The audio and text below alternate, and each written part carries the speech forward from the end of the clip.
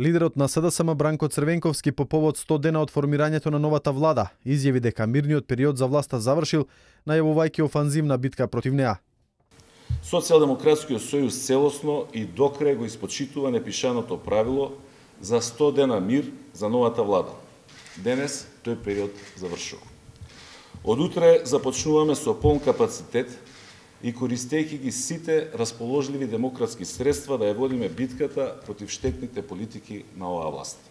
Тој испрати повик до сите граѓани и здруженија да се обединат и приклучат кон СДСМ, во како што истакна борбата против штетната политика на владеачката гарнитура, која што ќе ја водели во институциите и надвор од нив.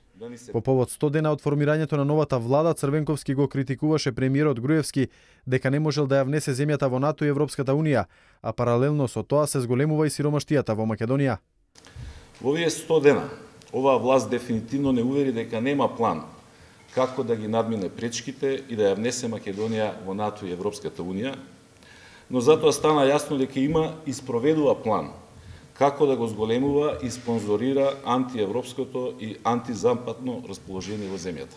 И паралелно со тоа го навредува здравиот разум на секој човек во оваа земја со оние смешни реклами дека на листите на Doing Business Македонија е подобра од Франција и Словенија, од Шведска и Швајцарија.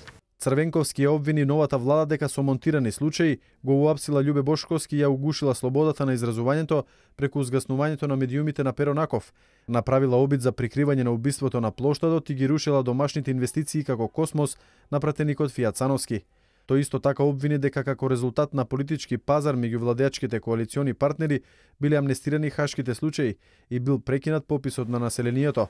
Лидерот на СДСМ не ги коментираше најновите истражувања според кои СДСМ има мал рейтинг, со образложение дека тие не биле релевантни.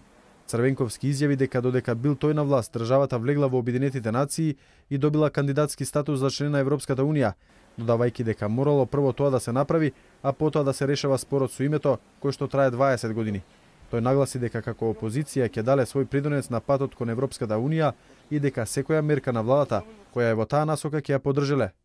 Сите можности што ги имаме како опозициона партија, а бидејќи сме опозициона партија, сепак се лимитирани, ќе ги ставиме на услуга и ќе дадеме полн придонес да помогнеме Македонија да го деблокира процесот и да станеме членка на НАТО и да ги почнеме преговорите со Европската унија.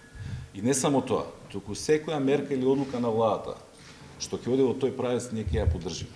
Меѓутоа, секоја политика на оваа власт, која што не оддалечува од таа стратешка цел, членство во НАТО и Европската унија, е политика на која што жестоко и со сите средства ќе се противставиме.